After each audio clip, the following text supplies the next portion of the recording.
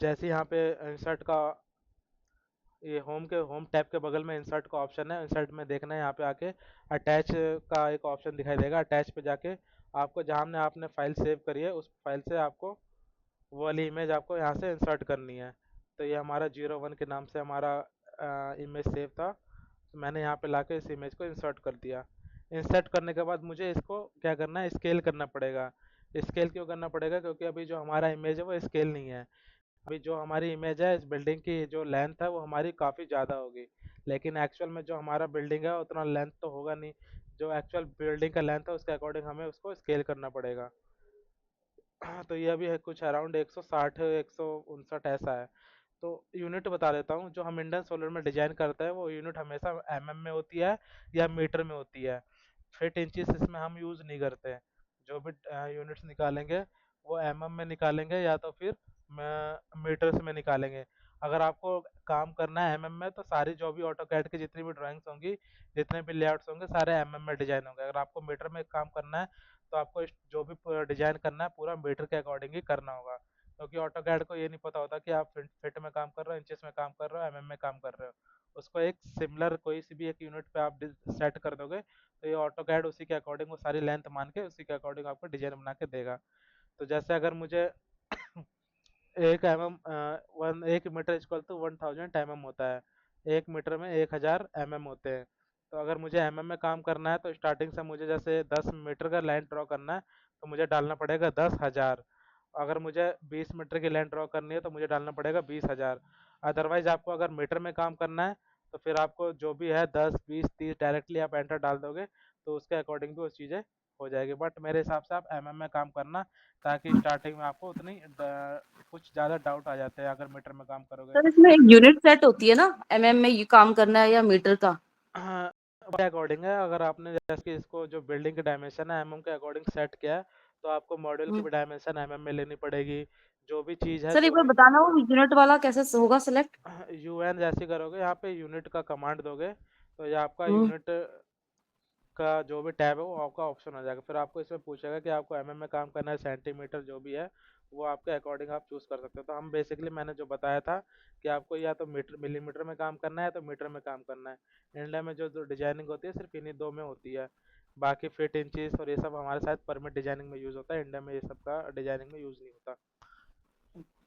तो mostly starting कर रहे हो तो आप एमएम से स्टार्ट करना, ताकि जो आपकी गलती जो मिस्टेक है वो उसके चांसेस काफ़ी कम हो जाए। क्योंकि आप एमएम में काम मीटर में डायरेक्टली स्टार्ट करोगे कर तो लोगे, बट उसमें आपको फिर जो हमारी मॉड्यूल होती है वो हमारे एमएम में डायमेंशन गिवन होता है। जो इन्वर्टर होता है वो हमारे एमएम में होता है, तो फिर उसको आपको कन्वर्ट करके फिर उसको उसमें आपको उसके अकॉर्डिंग लगाना पड़ेगा। तो आप स्टार्टिंग से एमएम में काम करो। बाकी अगर आपको प्रैक्टिस है तो आप मीटर में भी स्टार्ट कर सकते हो, कोई दिक्कत नहीं है। तो मैंने जैसे यहाँ से इंसर्ट किया इमेज, जैसे इंसर्ट किया तो अब मुझे अगला ऑप्शन होता है कि मुझे इसको स्केल करना है। तो स्केल करने के लिए सबसे पहले मैं इसका क्या करूँगा, बाउंड्री लाइन ड्रॉ करूँगा। तो मुझे जो ये वाली वॉल है, इस वाली बिल्डिंग की जो ये वाली वॉल है, ये एक दूसरे के पैरेलल होगी। ये एक कहीं भी जाके एक दूसरे को इंटरसेक्ट नहीं करेगी, आगे कहीं भी इन्फिनिटी जाके एक दूसरे को इंटरसेक्ट नहीं करेगी। तो ये वाली वो जो वॉल है वो हमेशा पहले ड्रॉ करने के लिए एक कमांड होता है यूसीएस। एक लाइन को दूसरे लाइन के पहले अगर हमें ड्रॉ करना है तो एक यूसीएस कमांड होता है। यूसीएस के थ्रू हमारा जो भी कोऑर्डिनेट सिस्टम है वो हमारा चेंज हो जाता है। यूसीएस का फुल फॉर्म है यूनिवर्सल कोऑर्डिनेट सिस्टम। ये लिख लेना यूसीएस कमांड का क्या यूज होता है। यूसीएस कमांड का यूज होता है कि एक लाइन को दूसरे लाइन के अकॉर्डिंग पैरेलल ड्रॉ करना। तो हम जैसे मुझे इस डायरेक्शन में लाइन और पैरेलल ड्रॉ करनी है तो बार बार मुझे फिर इसका या तो कॉपी करके इसको मूव करके इसके आगे लेके जाओ, या तो दूसरा ऑप्शन होता है सीधा यूसीएस कमांड ले लो, उससे आपको काफ़ी इजी हो जाता है। तो मैंने कुछ सर यूसीएस यूसीएस कमांड लेके बताइए ना दोबारा। हाँ ओके, जैसे मुझे इस वाले बिल्डिंग की बाउंड्री वॉल ड्रॉ करनी है तो मैं कोई भी एक साइड का पहले जो बिल्कुल मुझे क्लियर दिखाई दे रहा हो कि हाँ मेरे को ये वाली बाउंड्री वॉल इसके अकॉर्डिंग ड्रॉ सीधी जा रही है, तो मैंने इस वाले पॉइंट से इस वाले पॉइंट तक मुझे ये वाली लाइन क्लियर दिखाई दे रही है कि हाँ ये हमारा बाउंड्री वॉल इसके अकॉर्डिंग पैरेलल जा रहा है। मैंने एक लाइन ड्रॉ किया, अगला स्टेप है हमारा यूसीएस। जैसे यूसेस कमांड मैंने एक्टिवेट किया तो ये आपसे कोऑर्डिनेट पूछेगा कि पहला पॉइंट और दूसरा पॉइंट। ये मैंने फर्स्ट पॉइंट सेलेक्ट कर लिया, ये मैंने सेकंड पॉइंट सेलेक्ट कर लिया। अब मुझे कहीं भी ऊपर की साइड में कहीं भी बाहर जाके कहीं भी जाके आप क्लिक कर दो। तो इससे हमारा जो यूनिवर्सल कोऑर्डिनेट सिस्टम है, पहले हमारा ईस्ट और ईस्ट डायरेक्शन में था, ऊपर और नीचे में, अब हमारा ईस्ट साइड ईस्ट डायरेक्शन में हो गया परपेंडिकुलर, यानी इस लाइन के अकॉर्डिंग हमारा यूसेज चेंज हो गया। अब यहाँ से हम ऑर्थो मोड ऑन कर देंगे। ऑर्थो मोड हम क्या, ऑर्थो मोड का क्या यूज़ होता है? ऑर्थो मोड का यूज़ होता है कोई भी स्ट्रेट लाइन अगर हमें ड्रॉ करनी है तो ऑर्थो मोड ऑन कर देंगे, ये हमारा ऑर्थो मोड का ऑप्शन है। F8 भी प्रेस करोगे तो भी हमारा एक्टिवेट और डीएक्टिवेट हमारा होता रहेगा। यहाँ पे ऑप्शन भी आ रहा है F8 का। ये हमारा ऑर्थो मोड होता है। कोई भी अगर हमें लाइन स्ट्रेट ड्रॉ करनी है तो हम इसको ऑन कर देंगे तो हमारी लाइन स्ट्रेट ड्रॉ होगी। अगर मुझे किसी एंगल पे, किसी के इंक्लाइनेशन एंगल पे कुछ ड्रॉ करना है, हम इसको ऑफ कर देंगे तो हमारी लाइन जो है वो 360 किसी भी डायरेक्शन में ड्रॉ हो सकती है। तो मुझे ये वाली लाइन के पैरेलल में सारी चीज़ें ड्रॉ करनी है तो मैं इसे ऑन कर दूंगा ताकि हमारी लाइन है वो स्ट्रेट ड्रॉ हो। हमने इसलिए इसे चेंज किया था ताकि हमारी जो लाइन है वो बिल्डिंग की जो हमारा आउटर एरिया है वो हमारा स्ट्रेट बिल्कुल परपेंडिकुलर ड्रॉ हो। तो मैंने इसको यहाँ से इसका आउटर जो भी बिल्डिंग का है वो मैंने पहले इसको ड्रॉ कर दे रहा हूँ।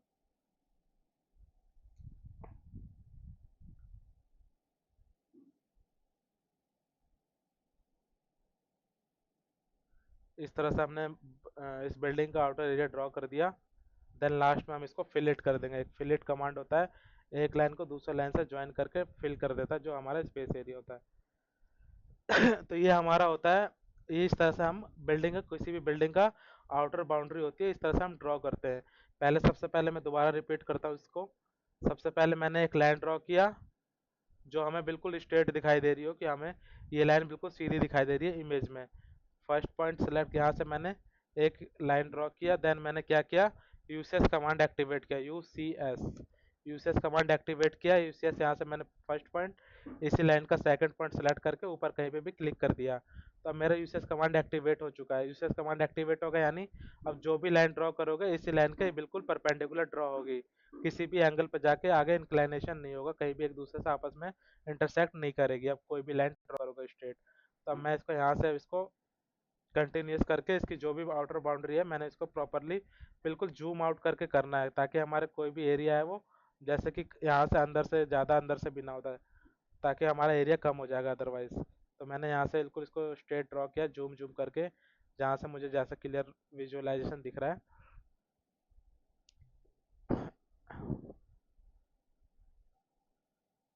और लास्ट में जाके मैंने इसको क्या कर दिया, फिलेट कर दिया। फिलेट करने से हमारी इस जो लाइन है ये सारी हमारी ज्वाइन होगी। सर फिलेट कमांड कैसे लेते हैं? FILLET। बिल्कुल लास्ट में जहाँ से ज्वाइन करना वहां से क्या? कोई भी दो लाइन को अगर मैं ज्वाइन करना है लास्ट से भी कर, जैसे मैं कमांड का जो यूज है वो बता देता हूँ। जैसे मुझे ये दो लाइन को ज्वाइन करना है, ठीक है, तो मैं ओके। FILLET, या तो ये डाल दो फिलेट, या तो F एंटर कर दो, तो हमारा फिलेट कमांड एक्टिवेट हो जाता है, यानी दोनों लाइन को ज्वाइन कर दिया। ये जो स्पेस था ओके उसको सर। फिल कर दिया। ये फिलेट कमांड का ये यूज होता है। क्लियर है ना? किसी को कुछ डाउट है अभी यस तक? नहीं है सर। ओके, तो अब मैं इसको क्या करूँगा, अब अगला स्टेप है हमारा सर, एक सेकेंड। हाँ, यूसीएस कमांड लेने से पहले जो आपने ये कॉर्नर्स मिला है तो ये तो रैंडमली सेलेक्ट कर लिए, मतलब यूसीएस के अलावा भी मैं दोबारा बाउंड्री बता टू रहा हूँ। बाउंड्री कलेक्ट करके गए ना? जैसे कि मेरे पास ये यहाँ तक हमारा था इनपुट, ठीक है, ये हमारी इमेज इंसर्ट कर रखी थी हमने। हमने हमने क्या किया था, ओके। नेक्स्ट कोई भी हमारा, मान लो मुझे ये वाली लाइन क्लियर दिखाई दे रही है, ठीक है, मैंने वही हाँ वाला नहीं सर। किया। मुझे कोई भी रूफ का कोई भी एक साइड जो बिल्कुल मुझे क्लियर दिखाई दे, स्ट्रेट दिखाई दे, उस पे मेरे को लाइन ड्रॉ कर लेना उस साइड को, ठीक है। तो ओके सर। मुझे इस साइड वाला लाइन बिल्कुल स्ट्रेट दिखाई दे रहा है, यहाँ पे कोई भी बैंड नहीं है, कोई भी किसी भी तरह का कुछ एंगल वेंगल नहीं, बिल्कुल मुझे लाइन स्ट्रेट दिखाई दे रही है। तो मैंने यहाँ से एक बिल्कुल स्ट्रेट लाइन ड्रॉ कर ली। अब मुझे इसी लाइन के अकॉर्डिंग सारी बाउंड्री को ड्रॉ करना है। सारी जो और भी बची हुई बाउंड्री साइड है, इस साइड की बची है, इस साइड की बची है, तो इसी के बिल्कुल परपेंडिकुलर ड्रॉ करना है। तो इसलिए हमने यूसीएस कमांड का एक्टिवेट किया, क्योंकि यूसीएस कमांड होता है वो एक लाइन से दूसरे लाइन को परपेंडिकुलर ड्रॉ करने में हेल्प करता है। हुआ क्लियर?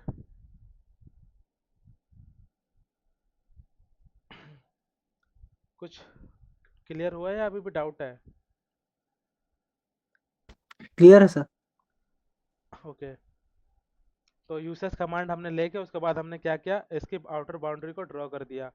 आउटर बाउंड्री को ड्रॉ करने के बाद मुझे थोड़ा लाइन वैसे है कलरफुल कर देता हूँ ताकि ये इजीली दिखे, क्योंकि इमेज के इसमें इसमें ज़्यादा क्लियर नहीं आ रहा व्यू।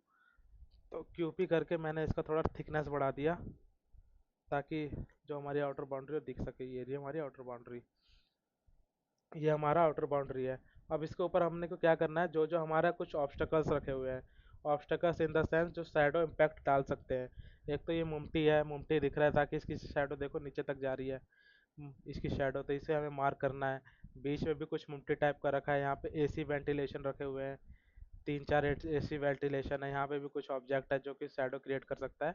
तो इसको क्या करना है, इसको अपने को मार्क कर लेना है इतने रीजन को, कि इतना ही रीजन हमारा शैडो वाला है। इतने रीजन में अपने को सोलर प्लांट नहीं लगाना। एक ये चीज हो गया, एक यहाँ पे एसी वेंटिलेशन दे रखा है 3। इतने रीजन में अपने को सोलर नहीं लगाना। यहाँ पे कुछ मुमटे टाइप का है, उसको हमने मार्क कर लिया। देन यहाँ पे हमारा कुछ ऑब्स्टकल्स है, जितने भी ऑब्स्टकल्स है उसके अकॉर्डिंग उस एरिया को अपने को मार्क कर लेना है। जैसे मार्क कर लेने के बाद फिर अपना नेक्स्ट स्टेप होता है उसको स्केल करना। ये हमने सारी चीज़ें इजीली मार्क कर ली। अब जो हमारे पास ओपन स्पेस कितना बचा है, ये हमारा ओपन स्पेस बचा है। इस अपने को इस ओपन स्पेस में सोलर प्लांट लगाना है। तो मैंने ये भी कुछ है तो इसको भी मैंने मार्क कर लिया। यहाँ पे जूम करके देख लेना कि कहीं पे कुछ ऑब्स्टकल्स तो नहीं है उस रूफ के ऊपर। अगर है तो उतने एरिया को मार्क कर लेना ताकि वहाँ पे हमारा सोलर ना आए, सोलर पैनल ना लगे। सर ये कुछ डॉटेड जैसा ये कुछ फाउंडेशन है, तो फाउंडेशन ही तो अगर साइट की हाँ, क्लाइंट, अगर आपको डाउट हो रहा है कि नहीं, अगर मुझे इसको कुछ डाउट है कि नहीं यहाँ पे भी कुछ चीज़ें रखी है, तो या तो आप डायरेक्टली क्लाइंट से कुछ साइट फोटोज़ मांग सकते हो कि सर आप रूफ की कुछ फ़ोटोज़ हैं तो वो सेंड कर दो, तो आपकी फ़ोटो से कुछ चीज़ें क्लियर हो जाएंगी। अगर नहीं है तो आप पूछ भी सकते हो कि यहाँ पे ऐसा कुछ डॉटेड सा दिख रहा है तो यहाँ पे कुछ ऑब्स्टकल्स है, या ये कुछ फाउंडेशन होती है ना छत के ऊपर रखी हुई बनी बनाई, जिसे हम कॉलम कहते हैं, कॉलम। जी कुछ कॉलम टाइप का भी होता है, तो ये तो बहुत ज़्यादा है तो ये कॉलम तो नहीं हो सकते। कॉलम फॉर एग्जांपल बता रहा हूँ कि ऐसे ऐसे चीज़ें देखने को मिल सकती है। जैसे ये कुछ कॉलम है, 1 2 3 4, ये कुछ कॉलम्स हैं क्योंकि ये कुछ कुछ दूर दूर डिस्टेंस पे रखे हुए हैं। ये जो मैं रीजन मार्क कर रहा हूँ, एक ये कॉलम लग रहा है, एक ये कॉलम लग रहा है, ये कुछ कॉलम है। लेकिन ये चीज़ें जो है काफ़ी पास पास में, तो ये कॉलम्स तो नहीं हो सकते। तो या तो आप इससे साइट क्लाइंट से पूछ लो कि सर आपके पास अगर कुछ रूफ की फ़ोटोज़ है तो आप सेंड करो ताकि उससे हमारी क्लियरिटी आ जाए। या फिर कोई भी ये जो साइट पे है अवेलेबल, उसके उस बंदे का आप कॉन्टैक्ट पर्सन लेकर उससे क्लियर कर लो। तो ये आपको या तो ऑन द साइट पे आपको साइट सर्वे करने जाना पड़ेगा तब जाके क्लियर होगा। अदरवाइज आप प्रपोजल लेवल पे काम कर रहे हो, प्रपोजल इन द सेंस अभी आपको सिर्फ क्लाइंट को कैपेसिटी बताना है कि आपका इलेक्ट्रिसिटी बिल इतना है तो आपका प्लांट इतना लगाना पड़ेगा ताकि आपका जो नेट है बिजली का बिल हो नेट जीरो हो जाए, यानी आपका जीरो इम्पोर्ट जीरो एक्सपोर्ट ना, आपको ज़्यादा सोलर से जनरेट आपको अपना कंज्यूम करके अपना पूरा घर का लोड चला सकते हैं। तो इस नए एरिया को आप अभी काउंट कर लो, बाकी अगर मैं कोई और रूफ होगी तो उस पर मैं क्लियर कर दूंगा। अभी क्योंकि मैंने रैंडम ही कोई साइट उठाई है तो मुझे भी नहीं पता है क्या चीज़ है, तो ये तो साइट पे जाके क्लियर करना पड़ेगा, अदरवाइज क्लाइंट से फ़ोटो लेना पड़ेगा। तो या तो आप इसे काउंट करना है तो काउंट कर लो, या तो नहीं करना तो मत करना।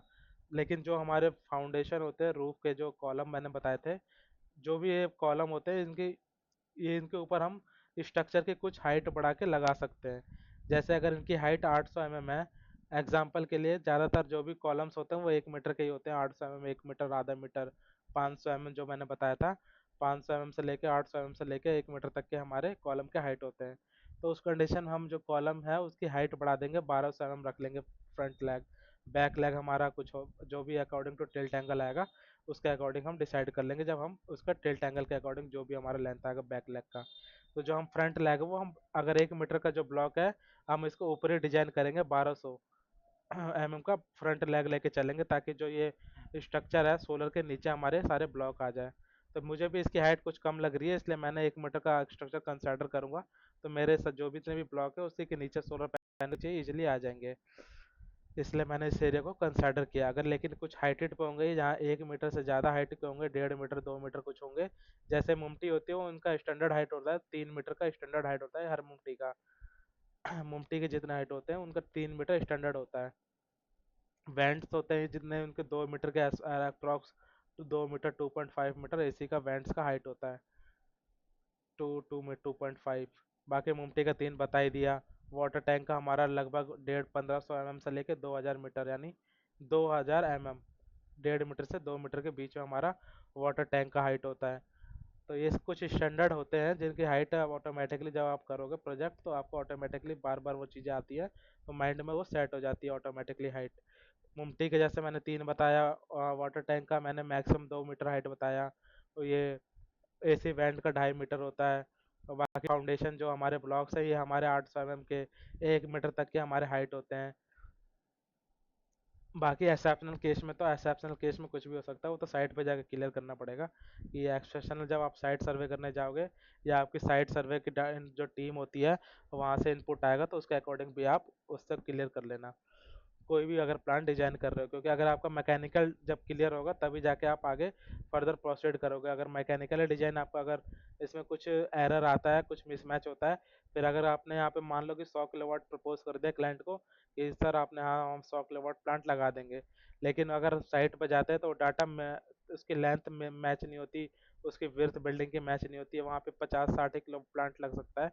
फिर उस कंडीशन में आप कुछ नहीं कर पाओगे क्योंकि आपने क्लाइंट को बता दिया कि हम 100 किलोवाट लगा देंगे, लेकिन डाटा मिसमैच होने की वजह से, मिसकम्युनिकेशन की वजह से या किसी भी वजह से अगर वो आपकी बिल्डिंग की लेंथ विड्थ हाइट डायमेंशन अगर मैकेनिकल डिजाइन मैच नहीं होती तो आपकी कैपेसिटी पे इम्पैक्ट आता है। आपकी कैपेसिटी जितनी आपने लगाई है उतनी साइट पे नहीं लग पाती। तो इसलिए जो भी चीज़ है स्टार्टिंग से अगर आपकी मैकेनिकल डिजाइन अगर परफेक्ट है तो फिर आगे जाके आपके जो भी चीज़ है वो बिल्कुल एज इट इज लगती है साइट पे। तो फर्स्ट ऑफ ऑल जो भी चीज़ है मैंने वो बिल्डिंग की हाइट और ये सब चीज़ें मैच कर लेना एग्जैक्ट।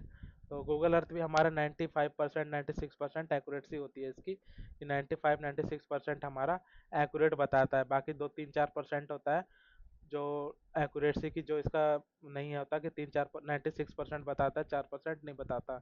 इसका मतलब यह है कि जो हमारी जो साइट सर्वर पर जो फोटो अपलोड हुई है वो लेटेस्ट फोटो नहीं है।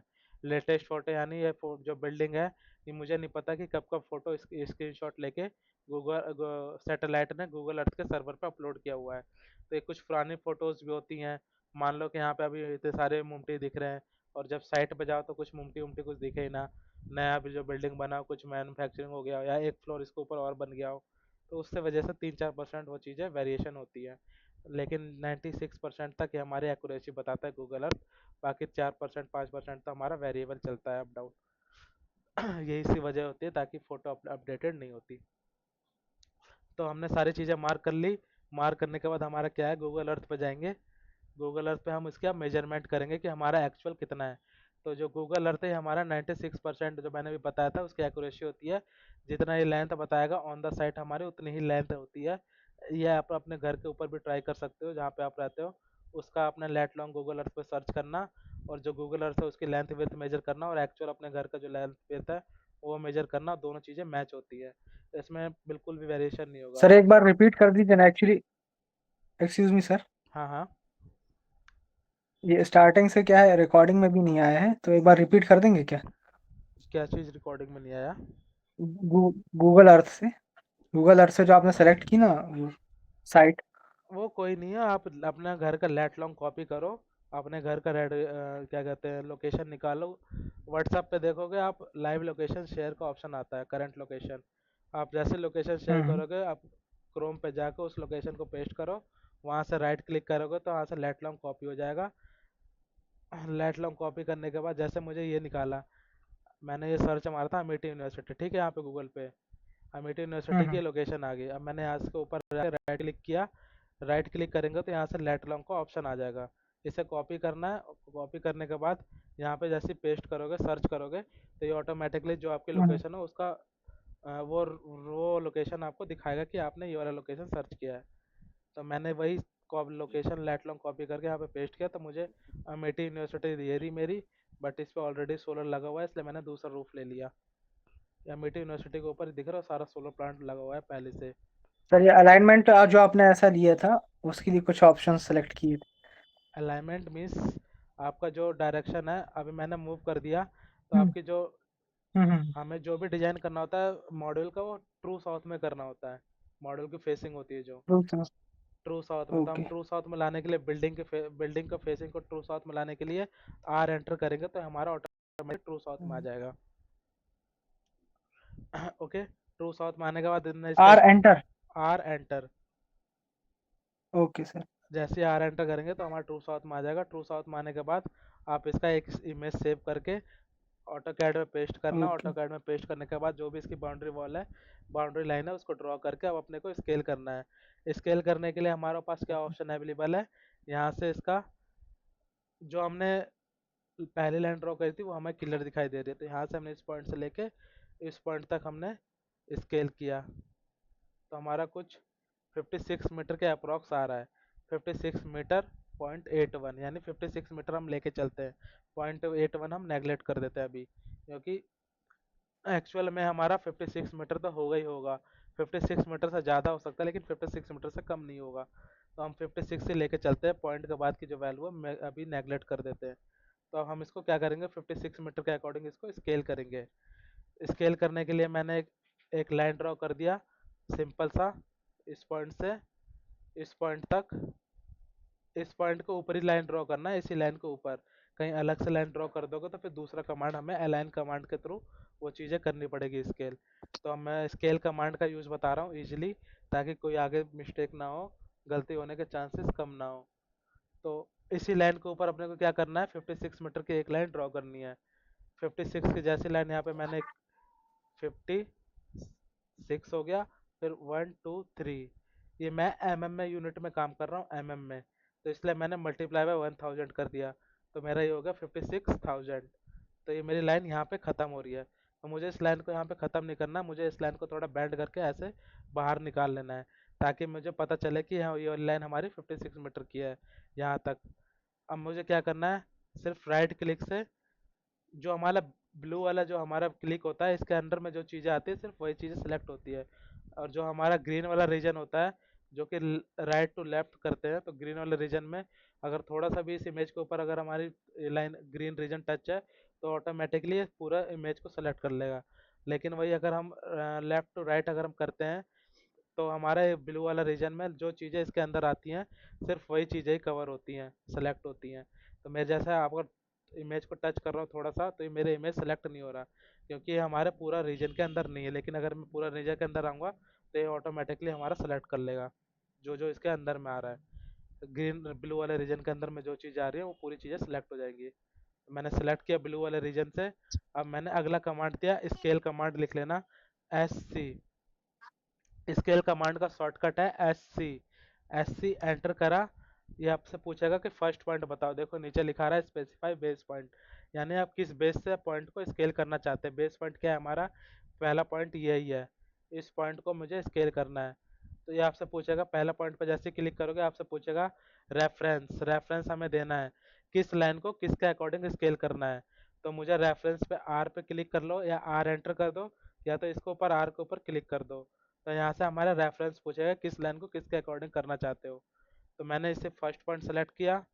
अब मैं इसकी सेकंड पॉइंट पूछेगा, सेकंड पॉइंट मुझे इस वाले सेकंड पॉइंट को, यानी इस वाले पॉइंट को किसके अकॉर्डिंग करना है, इसके अकॉर्डिंग करना है।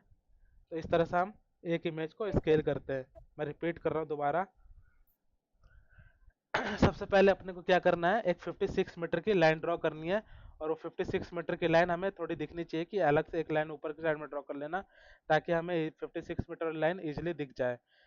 अब मैं इसको पूरे ब्लू रीजन से इस पूरे इमेज को सेलेक्ट करता हूँ, जो भी पूरे इमेज को इसके अंदर लेता हूँ। छोटा कर लेना, बड़ा कर लेना, माउस के ऊपर होता है स्क्रॉल, जो हमारा बीच का मिडल बटन होता है माउस का स्क्रॉल वाला, उससे हम अगर आगे की साइड में फॉरवर्ड साइड में मूव करेंगे तो हमारा इमेज बड़ा हो जाएगा। लेकिन उसी व्हील को अगर उसी स्क्रॉल बटन को अगर हम बैक साइड में पीछे की साइड में मूव करेंगे तो हमारी इमेज छोटी होती जाएगी। तो जैसे हमें अगर बड़ा करना है तो उस पॉइंट पर ले जाके स्क्रॉल फॉरवर्ड की साइड में आगे की साइड में स्क्रॉल करोगे तो हमारा इमेज बड़ा होता जाएगा, और उसी डायरेक्शन को पीछे करोगे तो हमारा वो इमेज है वो छोटा होता रहेगा। तो ये जैसे माउस आगे पीछे करोगे तो ऑटोमेटिकली समझ जाओगे, प्रैक्टिस के ऊपर ये सारी चीज़ें, जितना ज़्यादा प्रैक्टिस करोगे उतना फास्ट एंड फॉरवर्ड मूव आगे मूव होगे, उतनी जल्दी सीखोगे। बाकी वैकेंसीज तो मैंने ग्रुप में अपडेट करते रहता हूँ कि अब काफ़ी वैकेंसीज चल रही हैं, अभी मेरे पास 4-5 हायरिंग चली रही है, बट अभी कोई अवेलेबल नहीं है। तो बाकी जैसे जैसे सीखोगे, अगर मेरे पास उसके अकॉर्डिंग अगर कोई रिक्वायरमेंट आती है, तो देन बीच के इंटरमीडिएट में ही आपका कुछ प्लेसमेंट अगर कुछ होता है पॉसिबल, तो वो चीज़ में भी मूव हो जाओगे, उसका कोई इशू नहीं है। तो मैंने ब्लू वाले रीजन से सेलेक्ट अंकित किया। भाई, यस। एक ना इसमें कमांड है डायमेंशन स्टाइल करके। तो उसमें फिट इंचेस में मैं डायमेंशन दे रहा हूँ ना, तो वो फिर इंचेस में ही लेता है। तो मतलब कुछ ऐसा है जो बिल्कुल जैसे मैं जैसे 25 मीटर दिखा रहा तो 25 लिखूं, पूरा 25 मीटर में ही आए। अभी मुझे इंचेस को फिट मीटर में कन्वर्ट करके तब डालना पड़ रहा है उसमें। ऑटो कैड में ये चीज़ें पॉसिबल नहीं होती। ऑटो कैड में अगर आपने एक एमएम में काम किया है, तो एमएम में ही आपको डालना पड़ेगा। अगर मैं यहाँ पे 25 हम्म में अगर मैं 25,000 डाल रहा हूँ, लेकिन मुझे अगली लाइन जो 10 हम्म मीटर की खींचनी है, 10 मीटर की ड्रॉ 10 मीटर की ड्रॉ करनी है, तो मुझे 10,000 ही डालना हम्म। पड़ेगा। 10 डालोगे तो कन्वर्ट नहीं करेगा।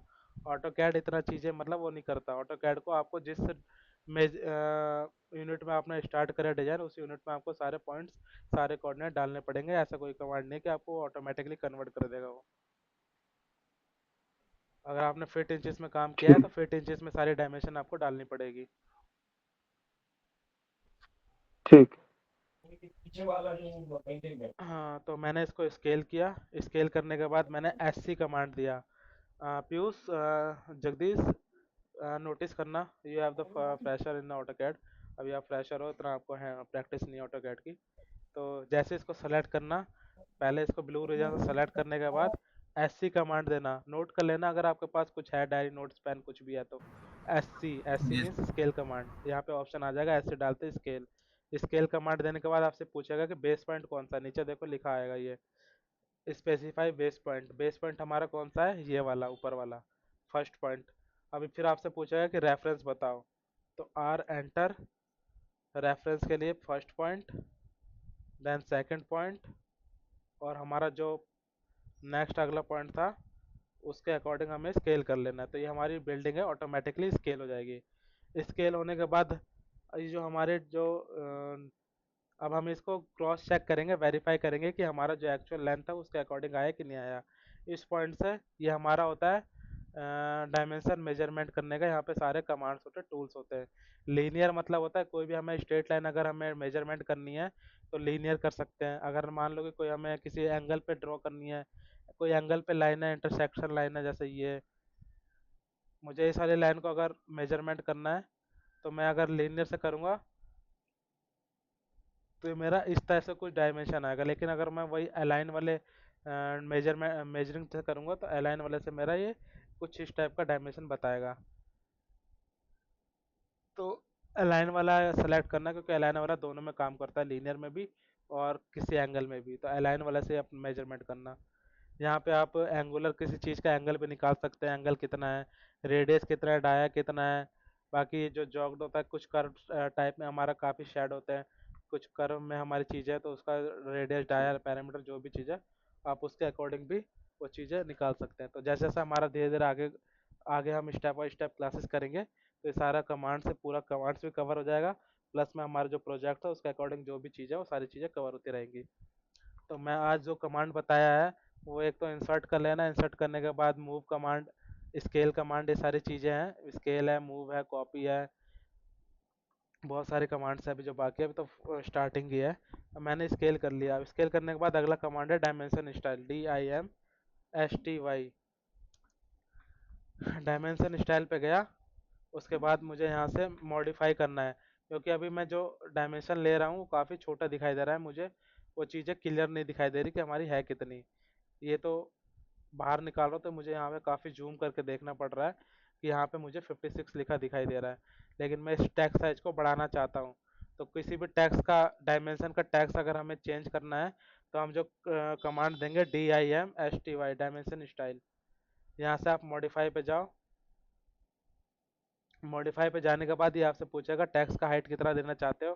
तो मैंने इसका ले लिया 1200, यानी 1.2 मीटर। और मैं इसका जो एरो है उसका कितना देना चाहते हो, एरो का आप ले लो 500। ओके, ओके करके सेट करंट, फिर क्लोज। जैसे ही करोगे तो आपका जो ये टैक्स है वो विजुअलाइज होने लगेगा, दिखने लगेगा कि आपकी जो ये लाइन है हमारी 56 मीटर की होगी। और जो हमारा ये गूगल अर्थ पे हमारा मेजरमेंट कितना था, 56 था। तो यानी जो हमारी बिल्डिंग है वो एक्चुअल डायमेंशन में स्केल हो चुकी है। हमें यही स्केल कमांड के थ्रू इसको अपने एक्चुअल डायमेंशन में लेके आना था। तो इस तरह से हम स्केल कमांड के थ्रू बिल्डिंग को, जो भी हमारा लोकेशन है, जो भी हमारी बिल्डिंग है, जो भी हमारा एरिया है, उसको उसके अकॉर्डिंग एक्चुअल डायमेंशन में लेके आते हैं स्केल कमांड। एक और होता है अलाइन कमांड, तो लेकिन आज के लिए स्केल ही करो, अलाइन कमांड आने वाले क्लासेस में कवर करेंगे, क्योंकि दोनों चीज़ अगर एक साथ होंगे तो कंफ्यूज हो जाओगे कि किसके थ्रू मैं स्केल करूँ या किसके थ्रू मैं अलाइन करूँ। तो स्केल कमांड आज के लिए सीखो, बाकी आने वाले क्लासेस में और भी चीज़ें हैं, बहुत बाकी है अभी।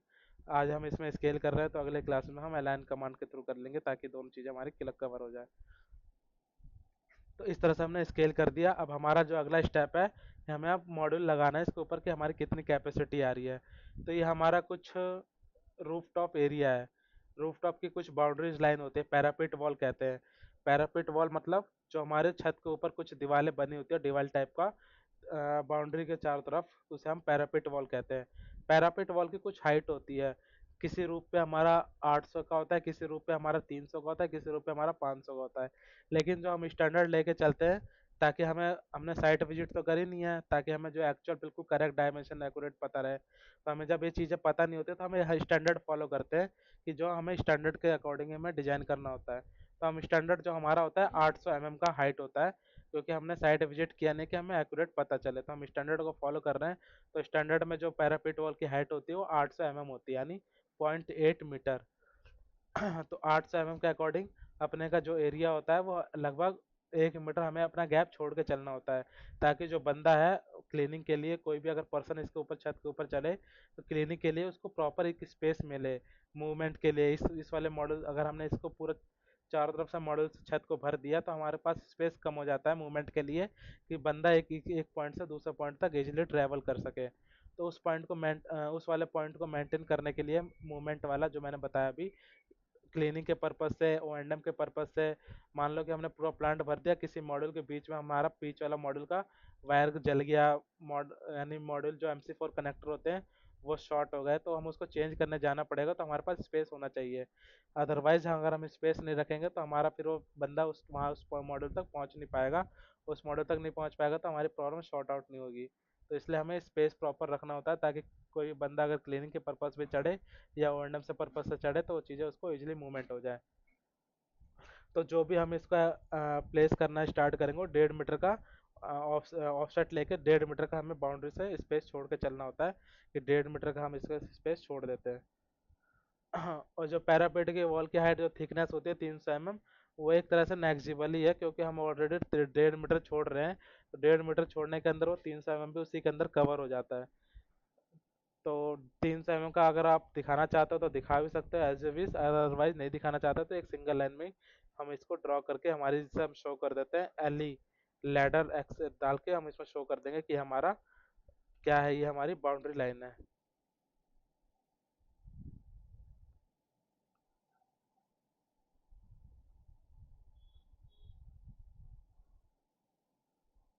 बाउंड्री वॉल,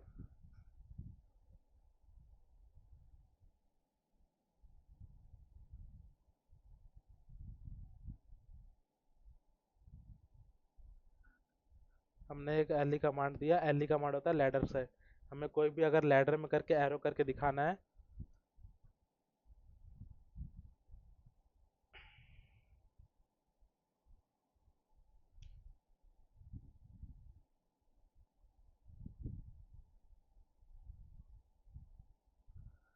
मुझे कोई भी पॉइंट अगर एरो करके पॉइंट मार्क करना है, तो मैं एलई कमांड लूंगा, LE।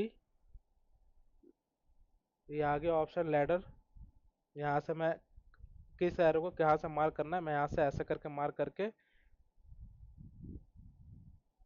उस पॉइंट्स को मैं दिखा सकता हूँ कि हमारा बाउंड्री वॉल है।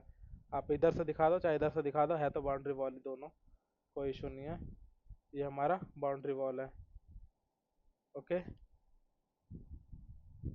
इसका कुछ कलर चेंज कर दो, ये हमारी इमेज के पीछे चलेगी, तो हम इसे ड्रॉ ऑर्डर में ब्रिंग टू फ्रंट कर देंगे। ओके, ये हमारा बाउंड्री वॉल हमने शो कर दिया एरो टाइप में कुछ मेंशन करके, कि हमारा boundary wall is red line show कर रहा है। देन हमारे पास जो कुछ मॉड्यूल्स होते हैं, मैन्युफैक्चर के डाटा शीट डाउनलोड करनी पड़ेगी। मैन्युफैक्चर की डाटा शीट यानी हमें कितने वॉट पीक का मॉडल इसके ऊपर लेना है। 550 का लेना है, 710 वॉट पीक का लेना है, 580 का लेना है, 585 का लेना है। अलग अलग वॉटेज में हमारे मॉड्यूल साइज अवेलेबल होते हैं। जैसे कि हमारे डिफरेंट टाइप के हमारे जैसे एलईडी बल्ब्स होती हैं, 5 वाट, 10 वाट, 20 वाट, 50 वाट, 80 वाट, 100 वाट। उसी टाइप में हमारा मॉडल भी आते हैं। 10 वाट, 500 आते तो पहले 100 वाट के भी है, 200 वाट के भी है, 300 वाट के भी है। लेकिन लेटेस्ट में जो नई टेक्नोलॉजी आती है उसकी एफिशिएंसी ज़्यादा होती है एज़ कम्पेयर टू पुराने में। पुराने में कुछ एफिशिएंसी है वो हमारा 10% 12% ही होता है। लेकिन जो अभी इस टाइम नई मॉड्यूल आ रहे हैं एन टाइप के, उनकी जो एफिशिएंसी है वो 23% 24% है। तो इसलिए 23% 24% वाला अगर हम मॉड्यूल लगाएंगे नए लेटेस्ट वाला, तो उसकी एफिशिएंसी ज़्यादा होने की वजह से हमारा जो जनरेशन है वो काफ़ी अच्छा होता है। ऐसा अगर हम 300 वाट का मॉडल लगाएंगे तो 300 वाट का मॉडल लगा तो देंगे, बट उसमें हमें कोई फ़ायदा नहीं होगा क्योंकि उसकी एफिशिएंसी काफ़ी कम है। 300 वाट का हमें 4 मॉडल लगाएंगे तब जाके हमारा जो लेटेस्ट मॉडल है 700 वाट पिक का, उसके इक्वल टू हो पाएगा। तो इसलिए 300 वाट का मॉडल हम नहीं लगाते क्योंकि वो पुराना हो चुका है, काफ़ी पुरानी टेक्नोलॉजी के साथ वो मैन्युफैक्चरिंग होता है। तो इसलिए लेटेस्ट जो अभी चलता है 2025 का, जो अगर मैं बात करूँ इस टाइम में जो हमारे मॉडल चल रहे हैं, वो हमारे 585 से लेके मिनिमम जो रेंज है 585 600 से लेके 710 720 वाट पिक के हमारे अभी मॉडल चल रहे हैं। तो मैं जस्ट सपोज 585 का लेके चलता हूँ, कोई सा भी जिंको का ले लो। बहुत सारे मैन्युफैक्चर इंडिया में अवेलेबल है, जिंको है, रिनिसिसा, सात्विक है, जैक्सन है, और ट्रीना है। बहुत सारे अभी जो है मैन्युफैक्चर बहुत सारे मिल जाते हैं। तो 3 4 5 मेक अपना याद रख लेना मॉडल का। अगर कोई भी इंटरव्यू में पूछता है कि 4 5 मॉडल के मेक बताओ जो आपने यूज़ किया, तो वो चीज़ें आपको माइंड में याद रहे। तो मैंने बताया जैसे रेनिसिस हो गया, सात्विक हो गया, जे हो गया, जे सोलर, और जिंको हो गया, टाटा तो है ही है, और भी बहुत सारे हैं। तो 4 5 में एक अपना माइंड में याद कर लो इन मॉडल का। 4 5 में एक याद कर लो अपने इन्वर्टर का। 4 5 में एक हमारे केबल के कौन कौन से मैन्युफैक्चरर हैं, केबल का याद कर लो। तो मैं भेज भी दूंगा। बाकी अभी इन्वर्टर का जो मैंने मॉडल और इन्वर्टर की बात की है, तो इन्वर्टर मॉडल का याद कर लेना। इन्वर्टर जो हमारा मोस्टली यूज़ होता है, वो हमारा यूज़ होता है सनग्रो का हो गया, ग्रोवाट का हो गया, सोलिस का हो गया, के सोलारी हो गया, सोफर हो गया। पॉलीकैब का था तो पॉलीकैब का पहले आता था, अब पॉलीकैब उतना यूज़ नहीं होता। हैवेल्स का हो गया। रेजिडेंशियल प्रोजेक्ट होता है, जो छोटे छोटे प्रोजेक्ट होते हैं उसमें हमारा हैवेल्स का यूज़ होता है ज़्यादातर, क्योंकि हैवेल्स वो छोटे के साथ ज़्यादा उसका अच्छा परफॉर्मेंस है। 10 किलोवाट, 20 किलोवाट, 50 किलोवाट, 60 किलोवाट तक का। लेकिन अगर बड़े लेवल की बात करें तो बड़े बड़े लेवल जैसे 100 kilowatt, 125 kilowatt, 200 kilowatt, 500 kilowatt, 1 megawatt का जो हमारा प्रोजेक्ट होता है, उसमें हम डिसाइड करते हैं कि हमारा नंबर ऑफ़ इन्वर्टर कम हो। अगर 1 मेगावाट का प्लांट हम डिजाइन कर रहे हैं तो हम उसमें नंबर ऑफ इन्वर्टर ज़्यादा रख देंगे। मान लो कि मुझे 1 मेगावाट का प्लांट डिजाइन करना है, अगर मैं उसमें 50 50 किलोवाट का इन्वर्टर सेलेक्ट करता हूँ, तो मेरे नंबर ऑफ इन्वर्टर बढ़ जाएंगे। अगर वही मैं अगर 150 125 किलोवाट का इन्वर्टर सेलेक्ट करता हूँ, तो मेरे इन्वर्टर कम लगेंगे। तो ज़्यादा इन्वर्टर लगे, अगर हम ज़्यादा नंबर ऑफ इन्वर्टर रहेंगे तो हमारे एक्स्ट्रा केबल लगेगी, एक्स्ट्रा सब कुछ, fuse, extra components, MC4 connector, जो भी चीज़ है, एक्स्ट्रा लक्स, एक्स्ट्रा थिम्बल्स, ये सारी चीज़ें हमारी बढ़ जाएगी। तो इससे हमारा जो कॉस्ट होता है वो बढ़ जाएगा प्रोजेक्ट का। तो कोई भी कंपनी का चाहती है कि उसका जो मार्जिन है वो अच्छा मार्जिन मिले उस प्रोजेक्ट में। और डिजाइनर का हैंड में होता है कि कैसे भी कैसे करके कॉस्ट ऑप्टिमाइजेशन करना, यानी कम से कम उसका कंपनी का प्रोजेक्ट में पैसा लगाना। जैसे कि केबल है, केबल का आप शॉर्टेस्ट रूट बता सकते हो कि सर आप यहाँ से केबल ना मूव करा के, अगर मान लो इन्वर्टर यहाँ लग रहा है मेरा, आप पहले क्लाइंट को बताओगे कि आपको इन्वर्टर कहाँ लगाना है। आप क्लाइंट का एलटी पैनल यहाँ है, जस्ट सपोज यहाँ पे क्लाइंट का एलटी पैनल है, ठीक है। यहाँ पे उसको टर्मिनेशन करना है। अगर आपने इन्वर्टर, आप बताओगे कि यहाँ पे अगर आप इन्वर्टर लगाओगे, तो यहाँ पे अगर इन्वर्टर लगाओगे तो यहाँ से आपकी एसी केबल की लेंथ है वो काफ़ी बढ़ जाएगी, यहाँ से यहाँ तक आएगी। यहाँ के आने के बाद डाउन होगी, डाउन होने के बाद जाके यहाँ आके टर्मिनेट हो जाएगी। तो आप यहाँ इन्वर्टर ना देके आप इन्वर्टर ऐसी जगह प्लान करो जहाँ से हमारी एसी केबल की लेंथ बच जाए। तो आप डायरेक्टली इन्वर्टर कहाँ प्लान करोगे, आप इन्वर्टर किसी इस साइड में प्लान करो, ताकि जो हमारा एसी केबल है यहाँ से मूव ना होके सीधा यहाँ से मूव होके यहाँ से यहाँ जाकर टर्मिनेट हो जाए। तो इस वाले केस में हमारा एसी केबल बच जाएगा। तो एक डिजाइनर के हैंड में होता है कैसे कर, और कॉस्ट कम से कम मतलब कम से कम उनकी कॉस्ट लगे, ऑप्टिमाइजेशन, जो कॉस्ट ऑप्टिमाइजेशन कहते हैं, सेविंग्स, वो डिजाइनर के हैंड में होता है। तो डिजाइनिंग के पर्पज से ये सारी चीज़ें बहुत ही इंपॉर्टेंट होती है। अगला क्या है हमारा, अगला स्टेप है हमारा जो मैंने अभी मॉड्यूल बताया, मॉड्यूल का कोई भी एक डाटा शीट में ओपन करके बता देता हूँ। जैसे कि 585 वॉट पिक जिंको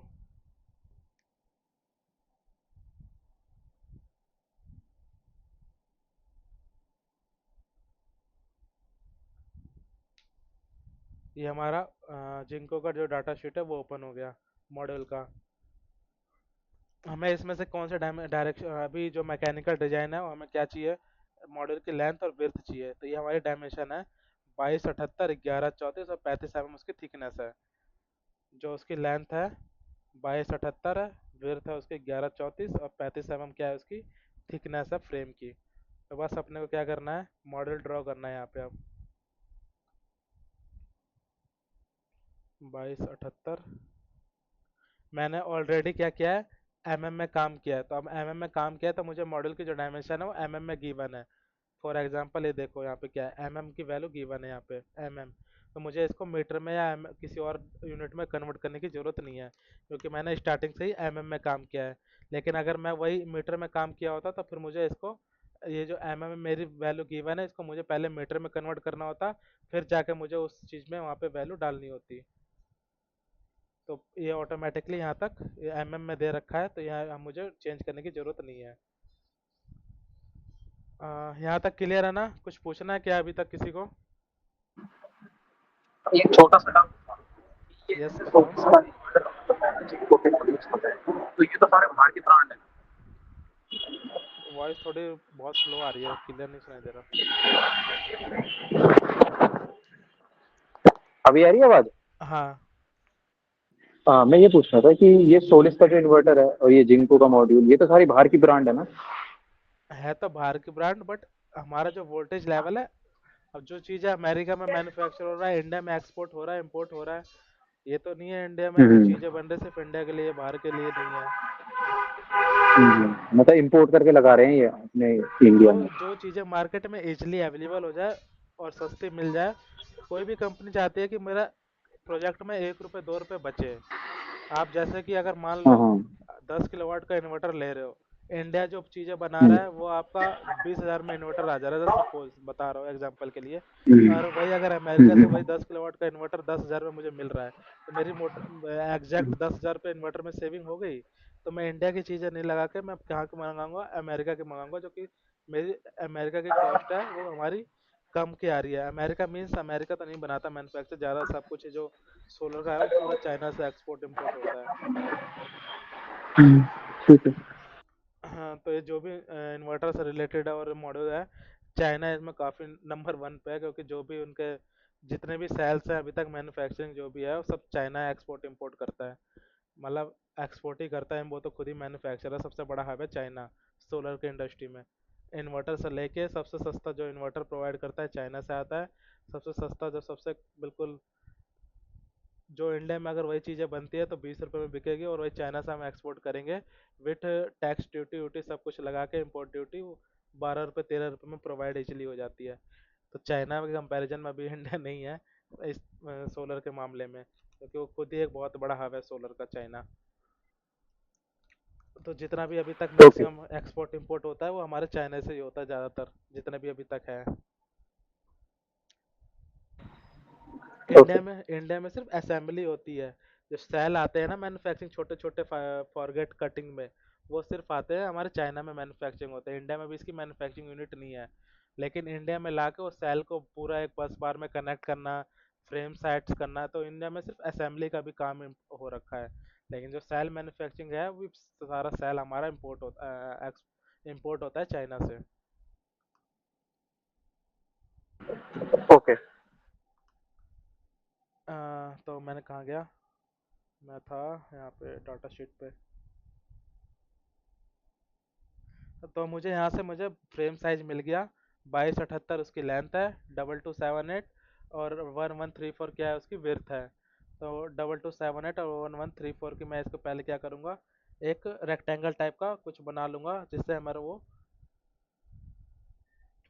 2278 और 1134। क्या शो रहा है?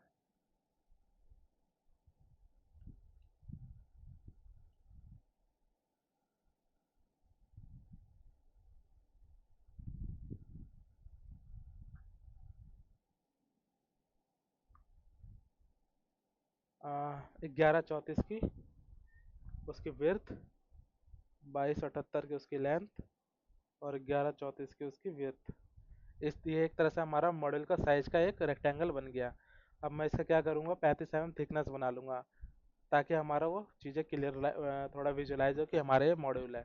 अब मैं इसको ऑफसेट ले लूँगा। ऑफसेट कमांड के लिए OFF एंटर करोगे तो भी ऑफसेट कमांड आ जाएगा, या अदरवाइज यहाँ पे हमारा ये जो कमांड बार है टैब बटन, इसके नीचे देखोगे तो यहाँ पे हमारा ऑफसेट का एक ऑप्शन दिखाई दे रहा है। यहाँ पे ऑफसेट जैसे एक्टिवेट करूँगा आपसे पूछेगा कितना थिकनेस देना चाहते हो। तो मुझे 35 का ऑफसेट चाहिए, 35 का, यानी ये ऑलरेडी में है।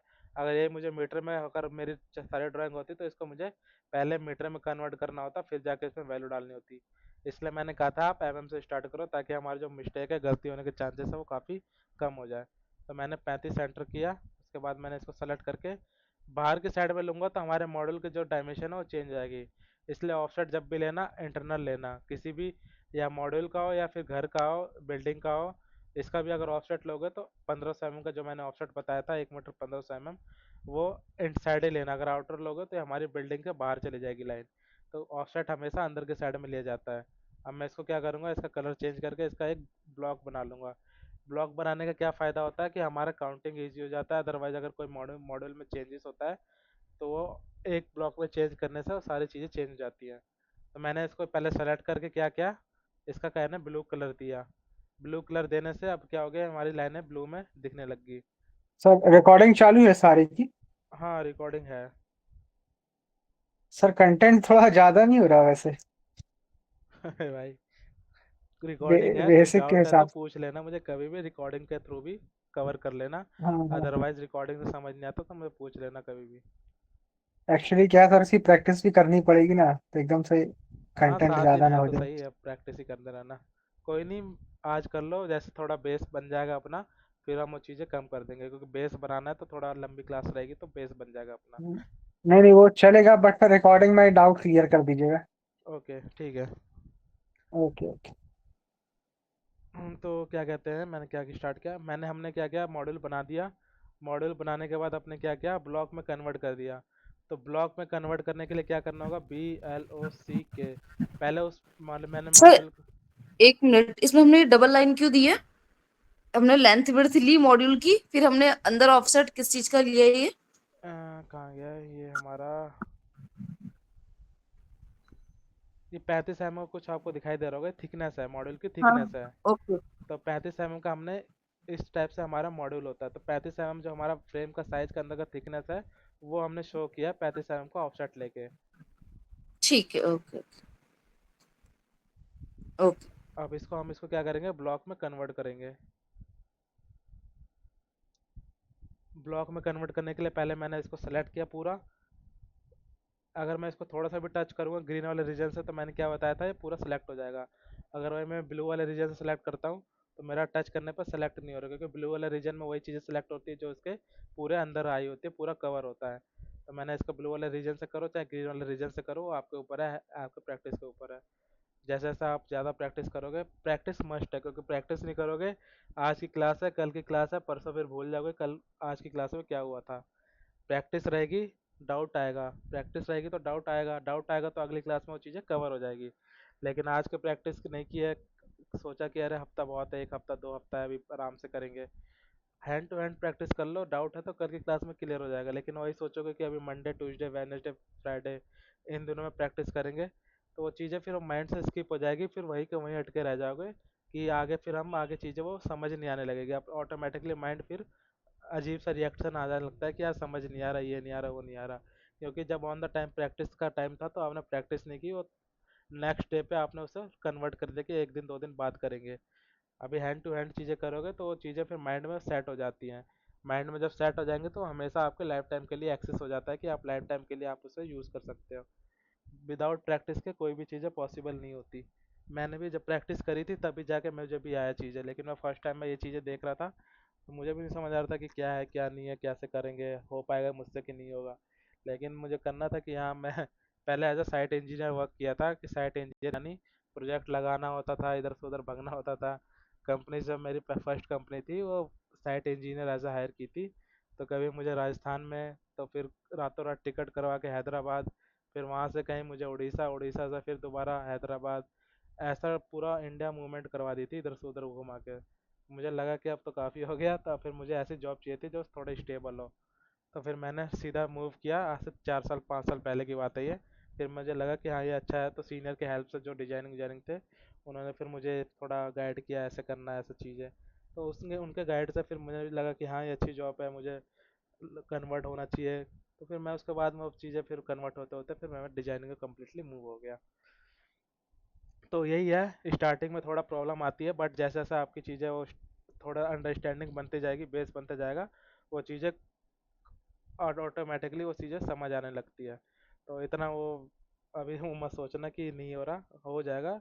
बेस बना लो बस, स्टार्टिंग से बेस बनते ही आपकी सारी चीज़ें ऑटोमेटिकली क्लियर हो जाएगी।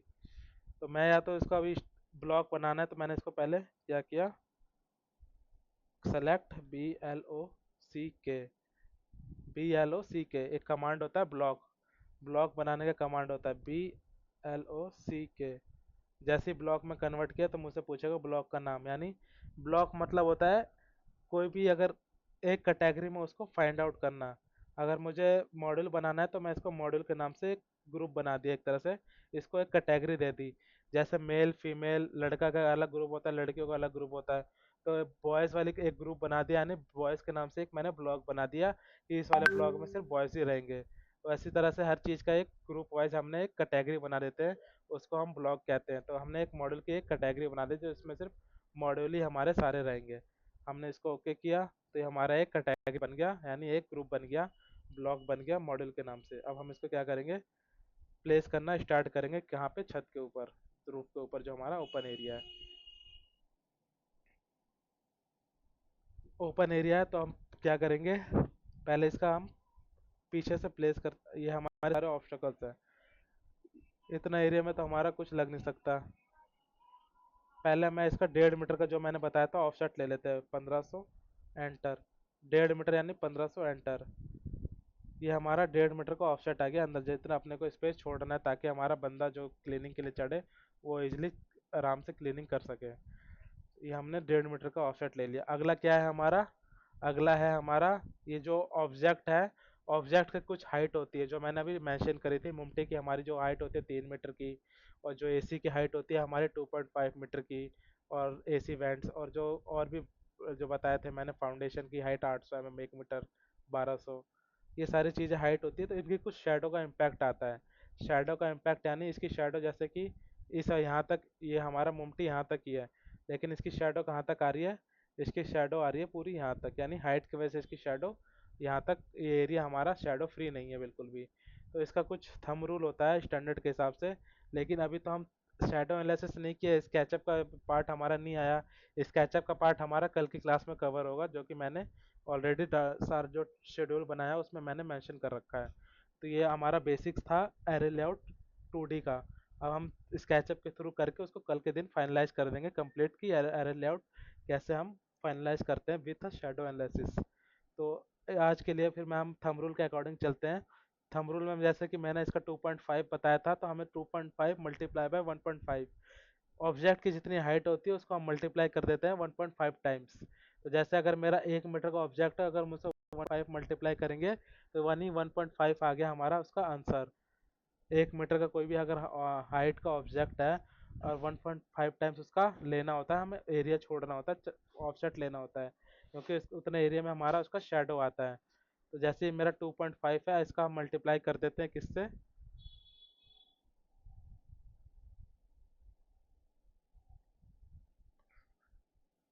1.5 से, क्योंकि हमारा जो बैंड्स का ये एसी डक्ट का जो हाइट है वो हमारा 2.5 होता है स्टैंडर्ड।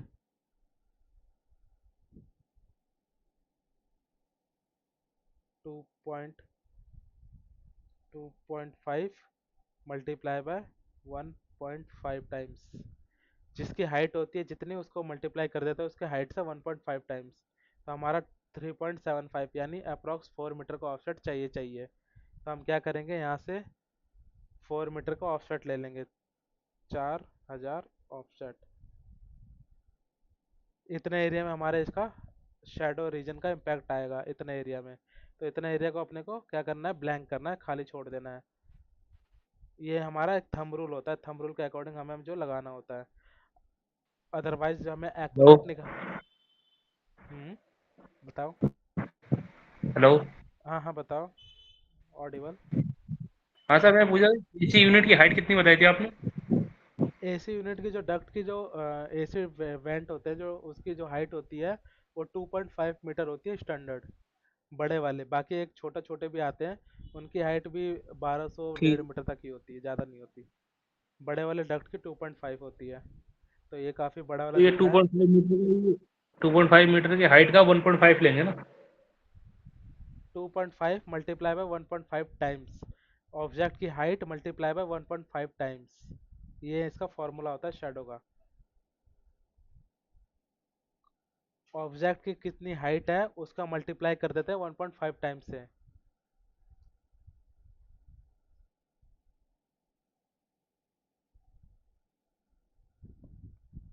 हुआ, क्लियर हुआ जो फिकार? हाँ हाँ, ठीक है, क्लियर हो। हाँ, तो आगे फर्दर चलते हैं। तो इतना एरिया अपने को पूरा शेडो का इम्पैक्ट आएगा। तो इतने एरिया को अपने को क्या करना है, ब्लैंक करना है। सेम यही से ही है, अगर ये मुमटी है तो इधर से भी इसका कुछ शेडो का इम्पैक्ट आएगा। लेकिन इसका शेडो का इम्पैक्ट कहाँ जाएगा, इसका नॉर्थ साइड में हमारा कहाँ है, नॉर्थ, ये देखो ये हमारा ले रखा है। अगर कोई मान लो बिल्डिंग के इधर खड़ा है, इधर कोई पर्सन खड़ा है बीचों में, यहाँ पे कोई आदमी खड़ा है, पर्सन खड़ा है, तो इसका जो शेडो बनेगा ना उसके पीछे की साइड में बनेगा, इस एरिया में इसका शेडो बनेगा।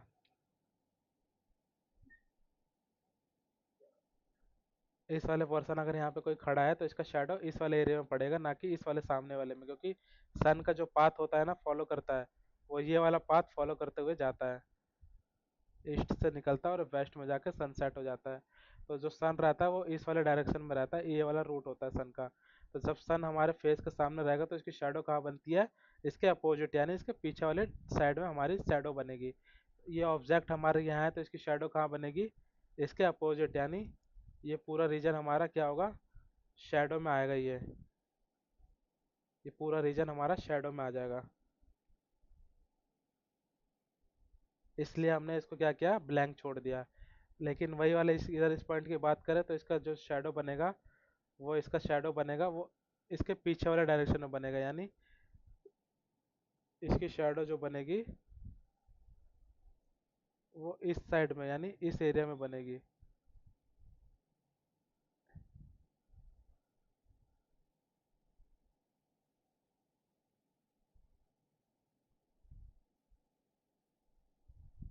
इस वाले एरिया में इस वाले मुंडे की शेडो बनेगी। ये समझ गए ना, शेडो इसकी कहाँ बनेगी, क्योंकि सन इसके सामने से मूव कर रहा है। जब सामने से मूव करेगा तो इसकी शेडो हमेशा ऑब्जेक्ट के पीछे बनती है, तो इस वाले एरिया में इसका शेडो का इम्पैक्ट जाएगा। तो ये वाला एरिया हमारे लिए ब्लैंक है, यानी इधर इसका शेडो नहीं आएगा। समझ आ गया ये वाला शेडो वाला इम्पैक्ट कैसा हम कहाँ से कैलकुलेट करते हैं?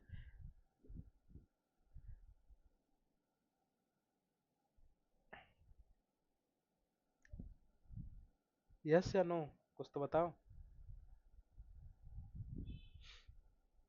ललित समझ आया अभी तक कि शेडो का एरिया कहाँ से हम करते हैं कैलकुलेट? जैसे कोई पर्सन यहाँ खड़ा है तो क्लियर। इसकी शेडो जो पड़ेगी पीछे की साइड में बनती है, इस वाले रीजन में कुछ शेडो बनेगा, क्योंकि सन सर हमारा। इसमें हाँ ठीक अगर है, ये तो मेरा नॉर्थ वाले फेस रीजन में साउथ की बनना है। तरफ है तो मेरा शेडो नॉर्थ की तरफ जाएगा, ऐसा है? हाँ, क्योंकि सन का जो फेसिंग है वो साउथ में ज़्यादा है, तो जो भी शेडो बनेगा उसका हाइट के अकॉर्डिंग उसके नॉर्थ डायरेक्शन में जाता है शेडो। नहीं, बाकी ये फेसिंग के अकॉर्डिंग होगा क्या? अगर मैं फेस साउथ की तरफ खड़ी हूँ तो नहीं मेरा जो नहीं शेडो नहीं, होगा वो नॉर्थ आपके की तरफ। अकॉर्डिंग नहीं होगा, आपका फेस कहीं भी किसी भी डायरेक्शन में हो, सन का जो फेस है ओके। वो होना चाहिए आपके। सन हमेशा साउथ डायरेक्शन को फॉलो करते हुए जाता है, तो इसलिए जो शेडो पड़ती है हम्म। वो हमेशा नॉर्थ में बनती है। ओके, कोई सा भी ऑब्जेक्ट होगा उसका नॉर्थ की तरफ ही आएगा शेडो ना। हाँ, वो बिल्डिंग के ओरिएंटेशन के अकॉर्डिंग चेंज करना पड़ता, देखना पड़ता है। जैसे अगर यही है हमारा, ओ, तो इसका भी जो शेडो बनेगा, अगर यहाँ पे कुछ टंकी, मान लो टंकी रखी पड़ी है, तो इसकी जो शेडो बनेगी, सन हमेशा ये वाला पाथ फॉलो करते हुए जाएगा आगे से। ये वाला हम्म, सन ये वाला पाथ फॉलो करके हो जाएगा, तो इसकी जो शेडो बनेगी ना, वो इतने रीजन में बनेगी। यहाँ से यहाँ से शेडो बननी स्टार्ट होगी, और ये हमारा पूरा शेडो में अंदर में आ जाएगी। ये एरिया पूरा हमारा शेडो ओ, के अंदर में आ जाएगा, क्योंकि इसके सन का रूट ये है। तो शेडो जो भी बनेगा इसके पीछे वाले डायरेक्शन में बनेगा। ओके, ठीक। बाकी शेडो एनालिसिस जब हम कल करेंगे क्लास कैचअप की क्लास में, तो उसमें ये सारी चीज़ें क्लियर हो जाएगी 3D के साथ, विथ क्रॉस वेरीफाई के साथ भी। तो इस तरह से शेडो का इम्पैक्ट आता है। जब भी शेडो बनेगी तो साउथ के अपोजिट में बनती है, नॉर्थ डायरेक्शन में ज़्यादा शेडो इसका इम्पैक्ट आता है। तो हम ये हमारा रीजन है जो ये वाला, ये रीजन हमारा शेडो फ्री है। तो हम यहाँ से क्या करेंगे, मॉड्यूल लगाना प्लेस कर देंगे। हमने इस वाले मुमटे का जो शेडो बनेगा वो हमने छोड़ दिया, और इस वाले यहाँ से हमने स्टार्ट कर दिया लगाना मॉड्यूल। एक मॉड्यूल से दूसरे मॉड्यूल के बीच में हम गैप देते हैं 20-25 mm का, 20 mm का।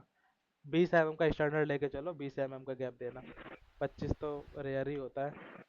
20 mm का गैप देते हैं एक मॉडल से दूसरे मॉडल के बीच में, ताकि हमारा जो एयर सर्कुलेशन है, एयर का विंड का प्रेशर है, वो मॉडल के ऊपर ना पड़े। अगर मॉडल के ऊपर एयर प्रेशर, अपलिफ्ट फोर्स और डाउनलिफ्ट फोर्स क्या होता है, डाउनवर्ड फोर्स होता है जो ऊपर से नीचे की तरफ में लगता है फोर्स।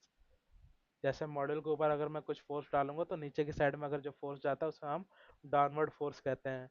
और जो हवा की, और जो अगर हवा नीचे से ऊपर की तरफ में जा रही है, तो मॉडल के ऊपर जो फोर्स लगेगा नीचे से ऊपर की साइड में, हम उसको अपलिफ्ट फोर्स करेंगे। यानी मॉडल को वो उखाड़ने की ट्राई कर रही है, मॉडल को ऊपर की साइड में वो फेंकने का ज़्यादा उसका विंड का ट्राई कर रहा है, इसलिए हम उसको, उसका जो फोर्स लग रहा है अपलिफ्ट लग रहा है, ऊपर की साइड में लग रहा है। अगर वही हवा नीचे की साइड में पुश कर रही है उस चीज़ को, तो वो डाउनवर्ड फोर्स लग रहा है। तो एयर का सर्कुलेशन इजीली हो, अगर एयर का पास हो जाए मॉड्यूल एक दूसरे से, मॉड्यूल के बीच में हम 20 mm का गैप दे के चलते हैं, ताकि एयर का जो भी फोर्स है मॉड्यूल को पूरे एरिया पे, पूरा एरिया बढ़ेगा तो हमारा फोर्स क्या होगा, प्रेशर वो बढ़ जाएगा। किसी अगर हमारे छोटे से एरिया में हम अगर पुश करते हैं, तो वो कोई सा भी अगर छोटा सा चीज़ है, अगर हम उसमें थोड़ा सा भी फोर्स अप्लाई करते हैं, तो वो चीज़ टूट जाती है, या फिर वो चीज़ें मूवमेंट होने लगती है। क्यों होती है? क्योंकि उसका एरिया छोटा है, अगर हमने थोड़ा सा भी टच किया तो वो चीज़ें हिलने लगती है, मूव होने लगती हैं। तो इसका मतलब है कि कम एरिया में अगर हम थोड़ा सा कम भी फोर्स अप्लाई करेंगे, तो चीज़ में ज़्यादा चेंजेस होता है, वो चीज़ का स्टेट चेंज हो जाता है, या तो चीज़ें टूट जाती है, तो वो मूवमेंट माने आ जाती हैं। अगर वही एरिया अगर बढ़ जाएगा तो उस चीज़ में हमारा क्या होता है, फोर्स कम लगता है। लेकिन विंड के केस में क्या होता है, सोलर के केस में क्या होता है, जितना अगर हम टच में करेंगे तो हमारा क्या हो गया, एरिया बढ़ गया। एरिया बढ़ गया यानी अगर विंड हवा चलेगी, अगर एयर पास नहीं होगा, एयर पास एक मॉडल से दूसरे मॉडल के बीच में नहीं होगा, तो इसमें जो फोर्स है वो जो प्रेशर है विंड का वो बढ़ जाएगा, क्योंकि एयर निकलने का इसमें बिल्कुल स्पेस नहीं है। अगर हम बिल्कुल टच टू टच लगा देंगे मॉडल को, तो विंड निकलने का स्पेस नहीं है, जगह नहीं है, तो हमारा जो नीचे से ऊपर की साइड में फोर्स लगेगा वो काफ़ी हैवी फोर्स लगेगा, जिससे कि हमारे स्ट्रक्चर है वो डैमेज हो जाता है, और कई कई जगह पे इसकी वजह से हमारे प्लांट पूरे उखड़ के कहीं पे गिरे मिलते हैं। तो इसमें पूरा प्लांट डिस्ट्रॉय हो जाता है, पूरा प्लांट खराब हो जाता है। क्योंकि अगर एक बार मॉडल हमारा गिर गया, तो उसमें माइक्रो क्रैक आ जाते हैं, सेल काफ़ी टूट जाते हैं अंदर से, बस बार फेलियर हो जाता है, डार्क हॉट स्पॉट्स क्रिएट हो जाते हैं। तो इसकी वजह से हमारा जो मॉडल जहाँ 48 वोल्ट जनरेट करना चाहिए, लेकिन हवा चली पूरा मॉड्यूल उखड़ के इधर उधर गिर गया, तो वहीं पे उसका सेल क्रैक होने की वजह से वहाँ पे 20-22 वोल्ट भी नहीं आ पाता। तो इसी को हम डिग्रेडेशन कहते हैं, कि हमारा मॉडल डिग्रेडेड हो चुका है, ख़राब हो चुका है। तो इसलिए हम एक मॉडल से दूसरे मॉडल के बीच में कितना एम का गैप देते हैं, 20 एम का, ताकि एयर भी हमारा इजीली फ्लो हो जाए, और हमारा मतलब एरिया भी जो हमारा अवेलेबल एरिया है हम वो मैक्सिमम यूटिलाइज कर सकें, मैक्सिमम टू मैक्सिमम। बस अब इसको क्या करना है, कॉपी पेस्ट करते जाना है। एरे कमांड होता है एक मल्टीपल टाइम्स कॉपी करने का, तो वो चीज़ें मैं अभी बता दूंगा एरे का, अभी तो बेसिक मैं कवर कर दिया हूँ। एक एक करके कॉपी करना भी, जिनको अभी ऑटो कैड का कुछ इतना ज़्यादा एक्सपीरियंस नहीं है, प्रैक्टिस नहीं है, तो कॉपी कमांड मैंने बताया अभी जो कैसे कॉपी करना है। इस पॉइंट से उठाना है, कॉपी, CO सेलेक्ट किया, CO एंटर, जैसे CO एंटर किया, कॉपी कमांड एक्टिवेट हो गया, इस पॉइंट से उठा के इस पॉइंट पे पेस्ट कर देना है। उसके बाद अब क्या करना है, मूव कमांड देना है, सेलेक्ट करके M एंटर। जैसे ही M एंटर करोगे फिर ये मूव कमांड एक्टिवेट हो जाएगा। फिर 20 एंटर। हमें वर्टिकल भी 20 देना है और हॉरिजेंटली भी 20 देना है, यानी नीचे इस वाले एक मॉड्यूल से दूसरे मॉड्यूल के साथ में जो लगे उधर भी 20 देना है, और एक मॉड्यूल से ऊपर वाले जो मॉड्यूल है उसके उसके भी गैप हमें 20 mm गैप दे के चलना है। हॉरिजेंटल और वर्टिकल इसी को कहते हैं, ऊपर की साइड में भी और साथ वाले मॉड्यूल के बीच में भी 20-20 mm का गैप होना जरूरी है। अब इसको हम क्या करेंगे, कॉपी करते जाएंगे, अरे 20 एंटर। हाँ, बाकी जो भी फ्रेशर है मैंने बताया भी, उसको एक एक करके कॉपी करना ताकि हैंड प्रैक्टिस सही से हो सके। ठीक है, ये मॉडल हमारा लग गया है। ये हमारा एक टेबल बन गया। ठीक है, एक टेबल बन चुका है। अब हम इसका क्या करेंगे, फास्ट करने के लिए हम इसको सबको सेलेक्ट करके ग्रुप बना देंगे। जैसे ग्रुप बनाएंगे तो हमारा बार बार सेलेक्ट करने की जरूरत नहीं पड़ेगा, एक ही सेलेक्ट में हमारा पूरा मॉड्यूल सेलेक्ट हो जाएगा, पूरी टेबल। अब कॉपी करके अब एक टेबल से जो दूसरे टेबल के जो मैंने बताया था डिस्टेंस कैसे निकालते हैं, वो हम स्केचअप के थ्रू निकालते हैं कितना होना चाहिए। तो डिपेंड करता है हमारा टिल्ट एंगल पे। अगर हमारा टिल्ट एंगल 20 है 25 है तो हमारा जो पीछे लाइन था वो बढ़ जाएगा, क्योंकि हमारा जितना ऑब्जेक्ट खड़ा रहेगा, यानी वर्टिकल की डायरेक्शन में जितना हमारा ऑब्जेक्ट ज़्यादा खड़ा रहेगा उतने ज़्यादा उसका शेडो का इम्पैक्ट आता है, और जितना हमारा चीज़ें फ्लैट होती है उतना ही हमारा शेडो का एरिया कम हो जाता है। तो अगर मैं इसको 20 डिग्री लेके चलूँगा तो मेरा जो शेडो का इम्पैक्ट आएगा अराउंड 8 मीटर के आसपास आएगा। तो मैं 20 डिग्री अभी कंसिडर करके चलता हूँ कि हमारा 20 डिग्री हमारे ये टिल्ट एंगल पे हमारा टेबल लग रहा है, मॉड्यूल लगा हुआ है। तो बस अब इसको कॉपी पेस्ट करते जाना है। इस तरह से हम पूरे छत को फिल कर देंगे कि हमारा कितना स्पेस मैक्सिमम ऑक्यूपाई हो रहा है, और हमारे पास प्रॉपर तरीके से यहाँ पे हमारा देख रहे हो एक, ये हमारा 1.5 मीटर का जो ऑफसेट है, ये वाली वॉल है 1.5 मीटर का। पीछे की साइड में हमें 1.5 मीटर रिक्वायरमेंट की जरूरत नहीं होती, क्योंकि बंदा सामने से क्लीनिंग करता है, पीछे जाने की उसको कोई क्लीनिंग, मतलब पीछे अगर स्पेस बिल्कुल वॉल से टच हो भी रहा है तो कोई दिक्कत नहीं है, क्योंकि बंदा सामने से क्लीन करेगा, ना कि उस मॉडल के पीछे जाके क्लीन करेगा। तो पीछे से अगर हमारा 1.5 मीटर का ऑफसेट से लाइन अंदर जा रही है तो कोई टेंशन, मतलब कोई ज़्यादा वैसा कोई बात नहीं है, पीछे कितना भी हमारा टच भी हो सकता है तो कोई प्रॉब्लम नहीं है। बस अब इसको क्या करना है, कॉपी करते जाना है। सर इस केस में पीछे जो पैरापेट वॉल है हमारे मॉड्यूल, जैसे पैरापेट वॉल की वही थिकनेस है ना, जो वहां पे जा रहे हैं ना मॉड्यूल्स, तो तो कैसे लगेंगे वहां पे? मैंने क्या बताया था कि जो हमारा फ्रंट लैग होता है वो हम, अगर हमारा कुछ इस टाइप से स्ट्रक्चर डिजाइन होता है, 20 डिग्री हमारा ये है। मैं एक मिनट, ये हमारा एक मॉड्यूल इस तरह से हमारा साइड भी होता है मॉड्यूल का। अगर मैं इसको 20 डिग्री रोटेट करता हूँ,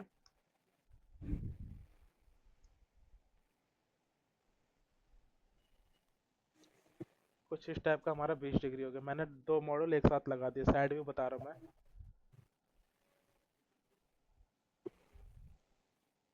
मैंने ले लिया 20 mm का गैप।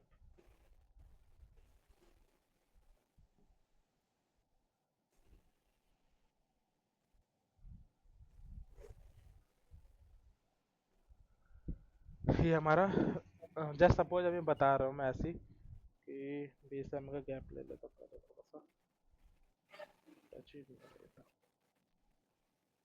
ये हमारा 20 mm का गैप हो गया जस्ट।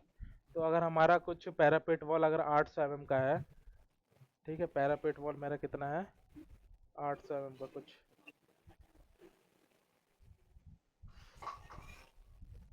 ये 800 mm कुछ पैरापेट वॉल है। तो मेरा जो फ्रंट लैग होता है, फ्रंट लैग यहाँ पे जो हमारा लगेगा वो मैं ले लूँगा लगभग 1 मीटर का, अराउंड 1 मीटर के आसपास मैं वो चीज़ें लेके चलूँगा, ताकि जो हमारा टिल्ट है, तो पीछे वाला अगर आगे वाला लैग हमारा 1 मीटर का है, टिल्ट की वजह से हमारा पीछे वाला लैग ऑब्वियस सी बात है लगभग 1.5 मीटर के आसपास ही जाएगा।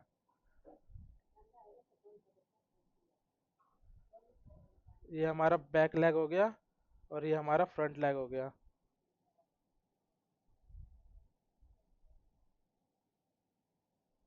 अगर हमारा पैरापेट वॉल कितने का है, 800 का है।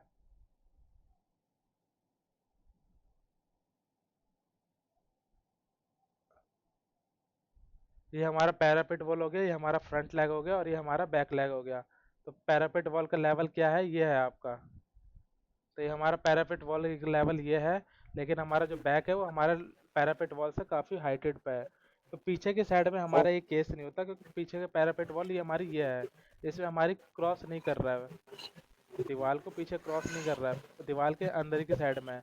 अगर मेरा ये वाला केस बिल्कुल ऐसे भी होता ना, बिल्कुल टच होता,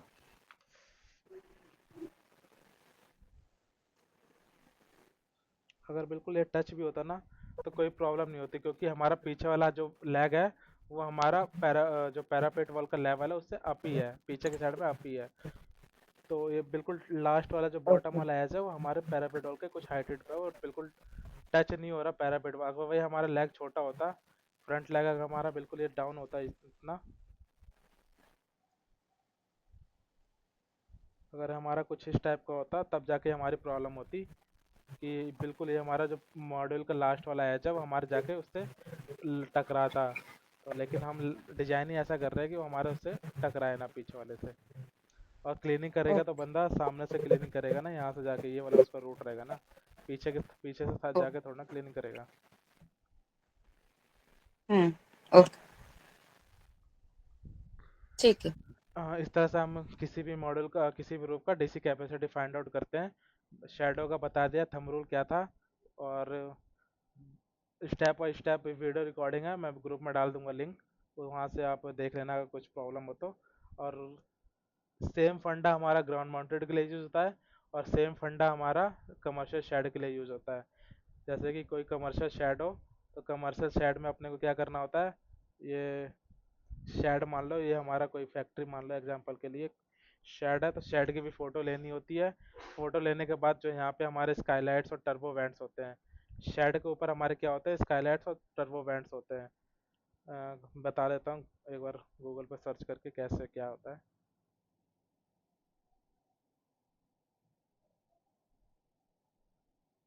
शेड के ऊपर जैसे कुछ रूफ के ऊपर मुमटी होता है, वाटर टैंक होता है, ये ऑब्स्टकल्स होते हैं ना शेडो वाले।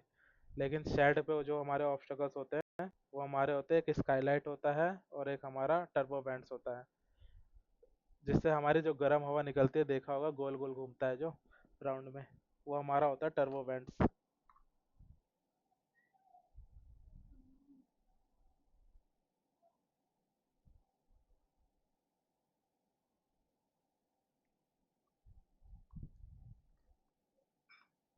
हाँ हुआ ना कुछ क्लियर, ये होता है हमारा टर्बो वेंट्स। इनकी जो हाइट होती है वो लगभग वही सेम हाइट होती है, 800 से लेके 1500, यानी 1.5 मीटर की हाइट। अलग अलग ये साइज के आते हैं, 1.5 मीटर का भी हाइट होता है, 1200 का भी होता है और 800 का भी होता है। तो ऑन एन एवरेज हम 1 मीटर लेके चलते हैं कि 1 मीटर इसका हाइट होता है, कुछ इस टाइप का ये हमारे टर्बो वेंट्स होते हैं। तो जो ये दिख रहा है यहाँ पे, काफ़ी शेड में हमारा यहाँ से विजुअलाइज होता है, कोई शेड होगा नीचे दिख जाएगा। कोई नियर बाई शेड भी तो नहीं है, कमर्शियल जो हमारा आता है। और एक होता है स्काईलाइट, इस टाइप का कुछ होता है।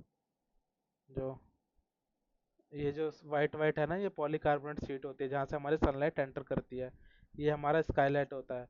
तो हमें बेसिकली दो चीज़ें छोड़नी होती हैं, स्काईलाइट के ऊपर हमें मॉड्यूल नहीं लगाना होता, और टर्बो वेंट्स का जो आसपास का ऑफसेट है उसके हाइट के अकॉर्डिंग ऑफसेट छोड़ के हमें उतना स्पेस छोड़ देना होता है। तो दोनों चीज़ें मैंने बता दी। तो अभी मैं एक रूफ टॉप पे दूंगा, और कल की क्लास में हम ग्राउंड माउंटेड का विथ शैडो एनालिसिस और कमर्शियल शेड का दोनों चीज़ें कवर कर लेंगे। ठीक है, अभी तक किसी को कुछ डाउट तो नहीं है ना? जगदीश कुछ प्रॉब्लम है तो पूछ लो अभी।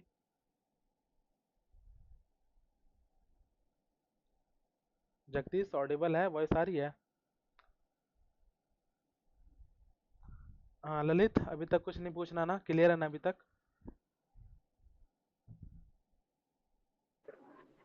सब ठीक है, सब बढ़िया है। ओके पीयूष, समझ आ रहा है ना अभी तक?